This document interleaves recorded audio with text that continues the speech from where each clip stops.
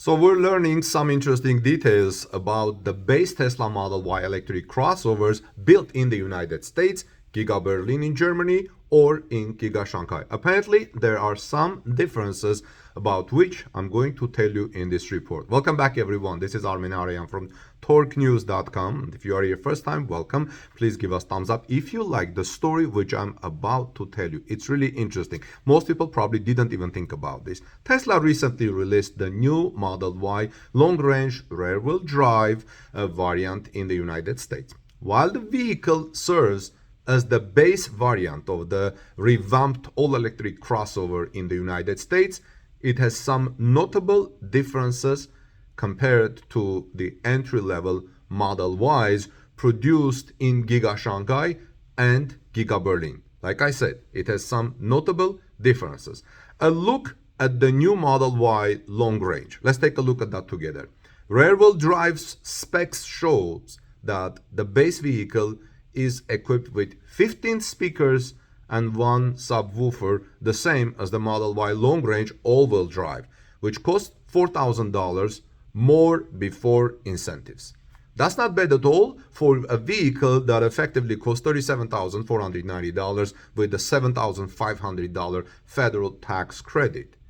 In comparison, the entry-level Model Y produced in Gigafactory Shanghai and Giga Berlin is equipped with just 9 speakers. Think of 15 versus 9. This doesn't mean that the entry-level variants from Giga Shanghai and Berlin are fitted with a subpar sound system, of course. It just means that the sound system in the Model Y long-range all-wheel drive is quite a bit better. So there are speaker differences, as I just pointed out. Tesla has not provided an explanation why the Model Y long-range rear-wheel drive produced in the Fremont factory and Giga, Texas is fitted with a better sound system than comparable models from China and Germany. In fact, if you have any ideas why this is so, please let me know in the comment section. Let's have a discussion on that, or if you may have heard anything. It should be noted, however, that the entry-level Model Y from Giga Shanghai and Berlin are not listed as long-range vehicles. The entry-level Model Y from Gigafactory Berlin, for example, is listed with the WLTP range of just 500 km per charge, which roughly translates to an EPA-estimated 266 miles per charge. So you see some difference here already.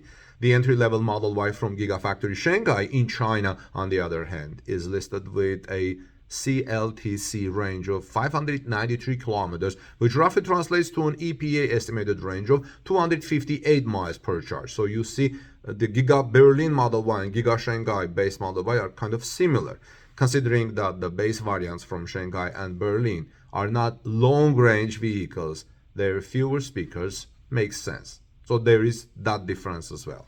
That being said, Tesla is also offering a Model Y maximum range rear-wheel drive variant from Gigafactory Berlin. This variant, which is priced at 49,990 euros, which is 56,803 US dollars, features a WLTP range of 533 kilometers, a little bit more, which roughly translates to a 331 miles EPA estimated. Despite its long-range designation, however, it is equipped with just, again, 9 speakers, similar to its standard range sibling. So 15 speakers in the US-made model, base Model Y, which is called long range, and just 9 speakers in the locally made Model Ys, which is not long range, but still base level, made in Gigafactory Berlin and Gigafactory Shanghai. What do you think, friends? Does it make sense the way I just presented because of the mileage per single charge? Let me know your thoughts in the comment section below. This is Armin Aryan from torquenews.com. If you are here first time, please give us thumbs up for this report, and also please visit at torquenews.com for daily, really interesting automotive news. Just visit us at torquenews.com and see the titles that we have and the real stories. They're real stories with quotes from real owners. God bless you, everyone, and I'll see you soon in our next report. And we'll look forward to hearing, actually reading your comments and responding to them in the comment section below. I hope you like this report. Have a wonderful day. It's a beautiful sunny day here in Charlotte, North Carolina. See you soon in our next report.